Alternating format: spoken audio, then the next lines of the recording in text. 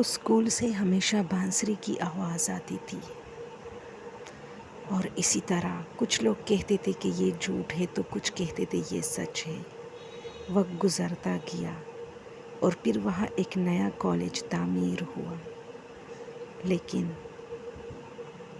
انایا جو اپنے دوستوں کے ساتھ ایک چیلنج لگاتی ہے کہ اگر کوئی بھی اس بند اسکول میں اندر گیا اور اس روم میں گیا جہاں پر بانسری بجائی جاتی تھی تو انہیں انعام دیا جائے گا۔ انایا سوچتی ہے کہ میں جاؤں گی۔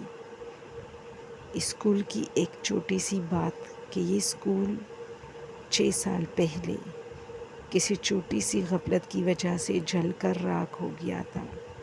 اس میں ایک ٹیچر ہوا کرتی تھی جو میوزک کے کلاس میں بانسری بجاتی تھی، اور لوگ کہتے ہیں کہ اب بھی رات کے ٹائم ہلکی بانسری کی آواز اسکول سے آتی ہے۔ اس لیے کچھ لوگ کہتے ہیں کہ یہ من گھڑت کہانیاں ہیں، ایسا کچھ نہیں ہے۔ تو نیو جنریشن نے بھی یہی سمجھا کہ یہ سب جھوٹ ہے، اور ان میں سے کچھ اسٹوڈنٹ نے تو ایک دوسرے کو چیلنج کیا کہ کیوں نہ رات کو ایک شرط لگائی جائے اور جو بھی اسکول کے اندر گیا اور 5-10 منٹ میوزک کے کلاس میں بیٹھ کے واپس آیا اسے انعام دیا جائے گا۔ اسی طرح انایا حامی بھرتی ہے کہ میں جاؤں گی، کیونکہ وہ جانتی تھی کہ بھوت پریت ایسا کچھ نہیں ہے، یہ سب لوگوں کی باتیں ہوتی ہے۔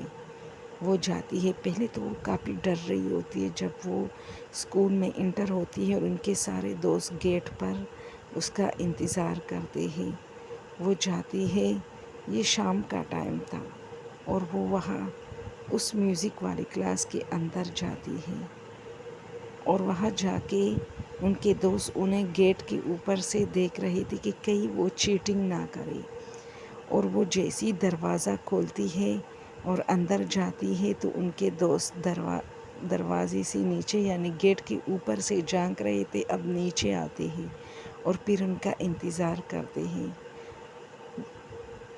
6-10 منٹ بعد ان لوگوں کو فیل ہوتا ہے کہ یہ کیوں نہیں آ رہی، اس لیے یہ لوگ بھی اندر جاتے ہیں، اور اندر جاتے یہ لوگ اس میوزک کے کلاس کی طرف بھاگتے ہیں۔ یہ لوگ سمجھتے ہیں کہ وہ وہاں مزے سے بیٹھی ہوگی، ہم انہیں ڈرائیں گے، لیکن جب یہ لوگ دیکھتے ہیں تو وہ اسی کرسی پر بے ہوش پڑی تھی، اور وہاں ایک بانسری پڑی ہوتی ہے جس سے دھیمی دھیمی بانسری کی آواز آ رہی تھی، گویا کوئی اسے بجا رہا تھا لیکن نظر نہیں آ رہا تھا۔ ان کے دوست چیختے چلاتے وہاں سے بھاگ جاتے ہیں اور باقی لوگوں کو بلاتے ہیں۔ کچھ دیر میں ایمبولینس آتی ہے اور انایا کی لاش ایمبولینس میں اسٹریچر میں رکھ کے لے جایا جاتا ہے۔ پھر اسی طرح بہت دنوں بعد پولیس تفتیش کرتی ہے اور انایا کا موبائل ملتا ہے جو ان کے دوستوں کے حوالے کر دیتے ہیں۔ ان کی ایک دوست لکھتی ہے کہ اس میں سے شام کے ٹائم اسی بانسری کی آواز آ رہی تھی اور چیخنے کی۔ اب حیرت کی بات ہے کہ کیا اس کی آڈیو ریکارڈنگ انایا نے کی تھی یا خود ہوئی تھی، کیونکہ یہ چیخیں انایا کی تھی، تو کیا انایا اتنے سخت حالات میں بھی ریکارڈنگ کر رہی تھی؟ ایسا تو نہیں ہو سکتا، لیکن یہاں پر کچھ تو ہے۔